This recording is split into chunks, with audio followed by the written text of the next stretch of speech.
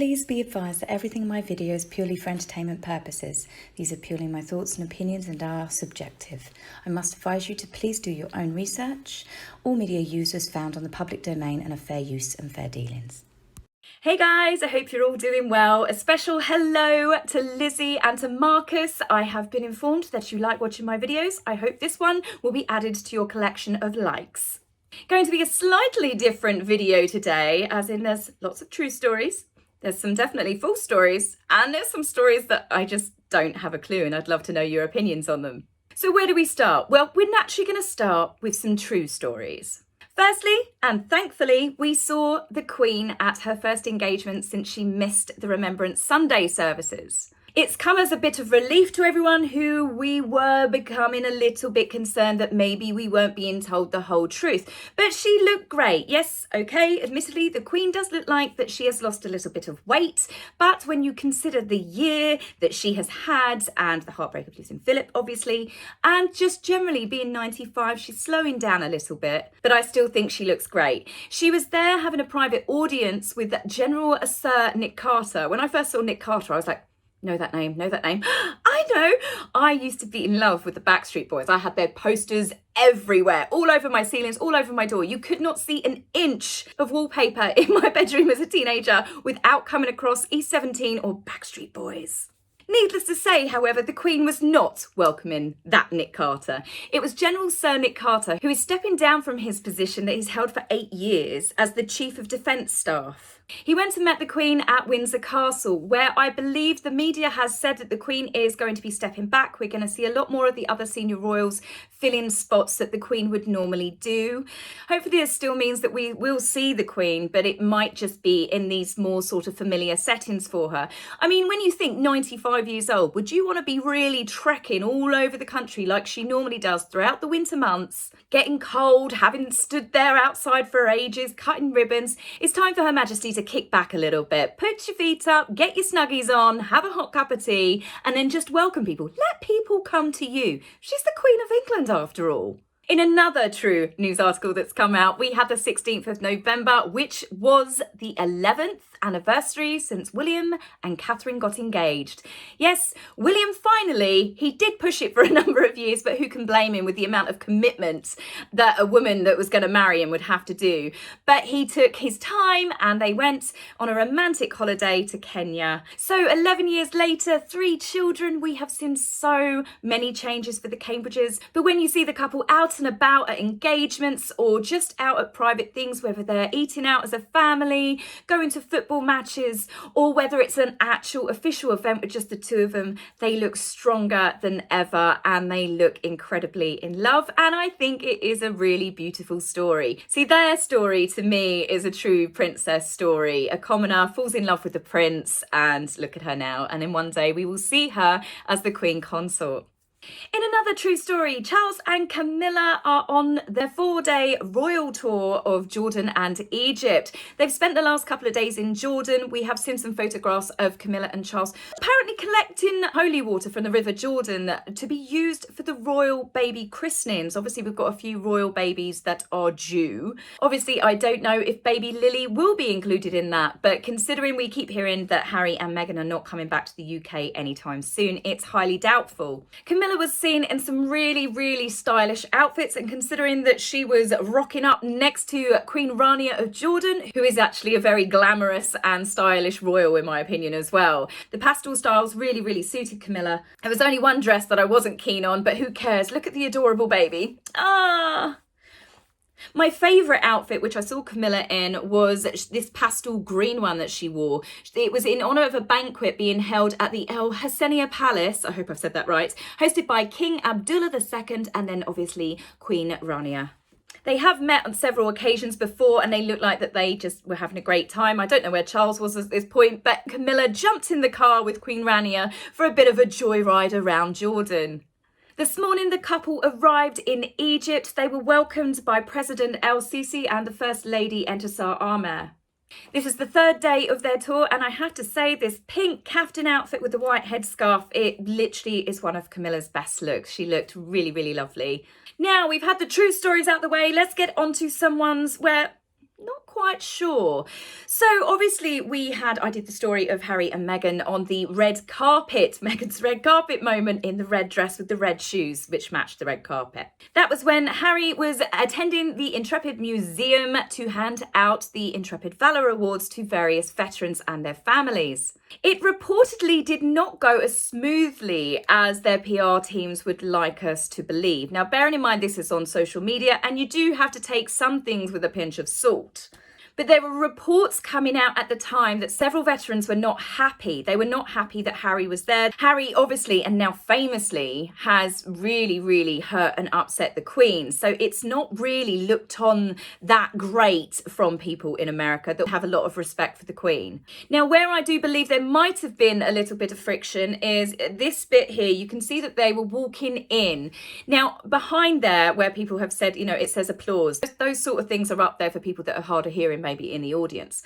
But when you look and they walk in, people are not turning round, they're not looking at them, and the applause completely dies down.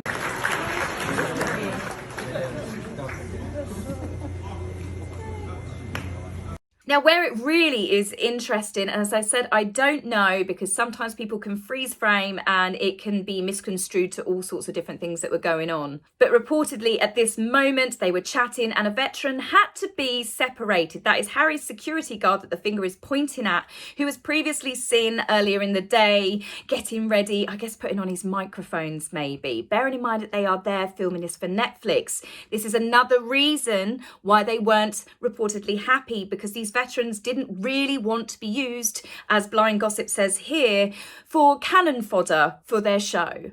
And some have said it was purely the camera angle, everything was fine, it was just a freeze frame. But it's this shot afterwards. Meghan looks tense, she looks like she's telling the security guard like what's happened. And Harry, that reaction to me was almost like, wow, his pride's really just been hurt. He seemed embarrassed, but when people just try and laugh it off. So I don't know, that to me, that photograph makes me think that it all wasn't well. And the reasons for what they're saying the veterans were upset about, it's kind of believable. So I don't know. That's the one where I'm throwing it up in the air. What do you guys think? Now, speaking of the couple carting around a Netflix crew, we saw them drag the Netflix crew to the Intrepid Awards. We saw them at the military base luncheon, but then we also saw Harry and Meghan make an appearance at a military base where they are looking after lots of refugee children and schooling them. Harry and Meghan are seen here teaching them a rendition of heads, shoulders, knees and toes. The little girl in the background behind Harry, I think, has got her sussed, and that's pretty much how most people feel.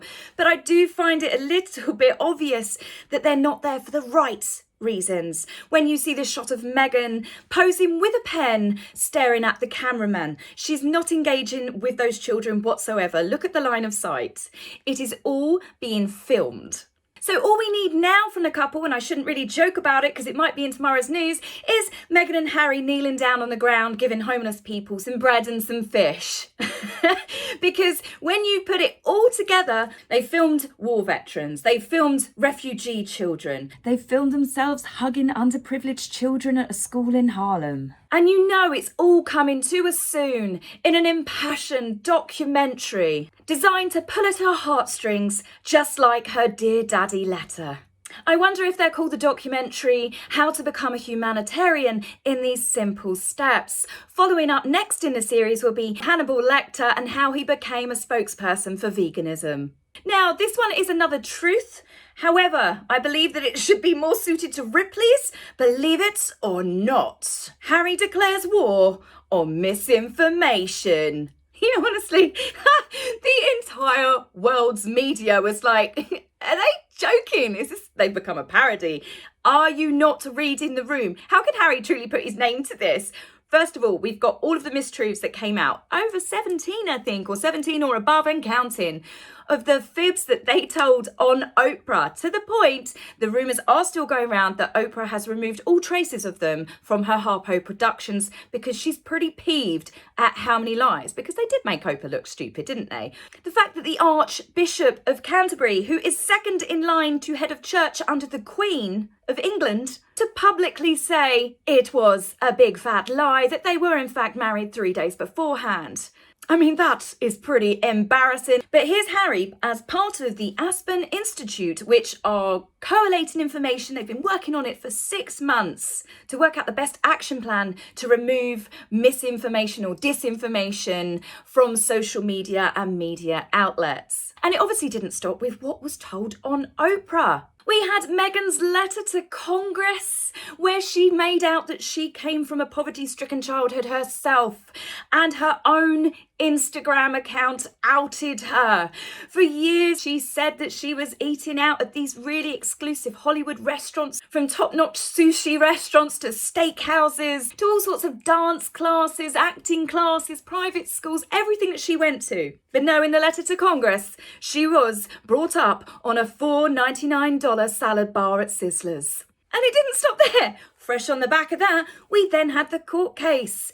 Jason Knuff. And yes, that's how you pronounce it. I had to look it up myself. I saw someone say it on the TV the other day and I was like, I've been calling him Jason Knauf. It's Jason Knuff.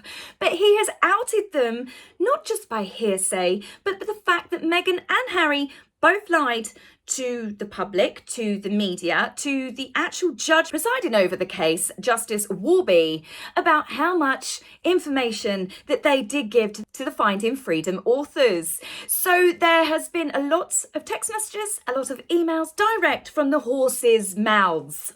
As I said, there's not just hearsay, it's actual Harry's words that he typed out himself. Meghan, what she typed out herself. Meghan, that letter, which I posted on the other video, 3 pages of exactly everything that she wanted to go into Finding Freedom, but she forgot. Well, we're never going to forget. The public are not going to forget. The people that you tried to sue are probably not going to forget anytime soon. So when you put all of that together, Harry, working for the Aspen Institute as part of a working team of disinformation commissioners, has put together a report where they actually mention at several points things that Congress need to do themselves to make this actually happen. This report is meant to go to leaders to make sure that everyone starts putting these changes into practice that Harry and the other disinformation commissioners feel that would make the media and social media a better place for everyone. But I see that translation as for everyone, meaning people like Harry and Meghan that don't want to be called out by their critics. The fact that the report is mentioning at several points Congress need to act on certain things. I said before in a few videos ago, it's only Meghan that seems to be meddling in politics. But this shows he's not staying out of it. He has lived in America for less than 2 years. Who in May this year alone, a matter of months ago, he turned around and said on the Dax Shepard podcast that the First Amendment is bonkers. The First Amendment, which protects American citizens to their right of freedom of speech, freedom of press, and he's trying to silence people. It's not about making social media or newspapers a better, safer place for people. It's about silencing their critics. They've lied to the media. They've lied to the royal family. They have lied to the UK courts. And they're the ones that are going around saying, yes, we must shut down disinformation. It's just unbelievable. So you would think, what with being completely called out and embarrassed over the whole Oprah debacle, then you had obviously the letter to Congress, her poverty-stricken childhood, the court case, having to apologise for lying to the courts and saying that you forgot all of the information that you gave the Finding Freedom authors. You'd think that their fingers would be a little bit singed, a little bit burnt, that her nose might have got a little bit too big and think, do you know what, I probably need to rein in the amount of fibs that I'm telling because I'm getting caught out a lot here. No. Meghan has appeared on Ellen. They've called it a surprise interview. There's nothing a surprise about it. Come on, it was as pre-planned as what Oprah was. The fact that she's gone to Ellen, I thought Ellen was cancelled. I don't really follow what happened with Ellen. I just saw that she was being cancelled because she bullied and terrorised former employees and staff. So I found it really strange that Meghan, who's got lots of bullying allegations against her, is appearing on a show with a chat show host who has actually been outed for bullying and terrorising her staff. Birds of a feather flock together. So what has Meghan reportedly fibbed about now? She's been called out by her own sister on this one, Samantha. She rehashed an old story of where you could see her here doing it in 2016, which I'll come to. This is 2016. It's the exact same story. You can watch both of them on YouTube and compare them yourselves. But she's telling the story of how she had this old banged up Ford. And she was so embarrassed that it had broken, the locks didn't work. So what she had to do was drive around the back of all of the additions, go to the back of the lot, and she'd have to climb in and out of her trunk, or the boot in the UK as we call it. And Samantha was quick to jump all over it and said, that's not true. Apparently Thomas Markle, on his way to visit Sam, ended up in a bad car accident, and he got a big insurance payout, and with that he bought Meghan a fairly decent Ford Explorer, bearing in mind that Thomas Markle was an award-winning Emmy lighting director. He also won the lottery. He wasn't short of a penny or two, so I highly doubt that it was a banged up old vehicle, and I definitely will take Samantha's word over Meghan's any day. So was Meghan trying to downplay her whole story so she could be relatable, sitting in a $2,000 Oscar de la Renta blouse, which looked like she'd lent on the shredder in the office? That's led to lots of memes. Is it a pirate shirt? Is it a flamenco shirt? It's a bloody expensive shirt is what it is. So whilst Meghan is sitting there rehashing the same poor me story, you look at it, 2016 to 2021. She's telling the same story on very different couches. First of all, you've got Meghan, the actress, who actually at this point was dating Prince Harry. How do I know this? Check out the wrist. She's got the love beads. So she'd already been for one of her bonk fests in South Africa with the prince at the time. Compare Meghan to Ellen's sofa, however. She's sitting there in thousands of pounds worth of clothes. She's sitting there in over $500,000 worth of jewels. And she's literally telling a story that she did so many years ago. I remember a story once, and it was a love story that would redefine the genre. Sorry, that's from Finding Freedom. But the story went like this. Meghan had met Harry, the stars aligned. She was giving up everything to be with him, to join the royal family, to spend her life in service and in duty. She was dedicating her life to hit the ground running. She was giving up her country. She was giving up her home. She was giving up her job. She was giving up her friends. She was giving up everything that she had ever known to prove that their love was true. When do you reckon the penny would drop for Harry, eh? Anyway, guys, I'll see you soon. Bye. If you like my video, please remember to like and subscribe. Please, angry typists, you will be blocked, so save your fingers for time. If you would like to buy me a coffee, please go to my About page and click the link. Love, Taz.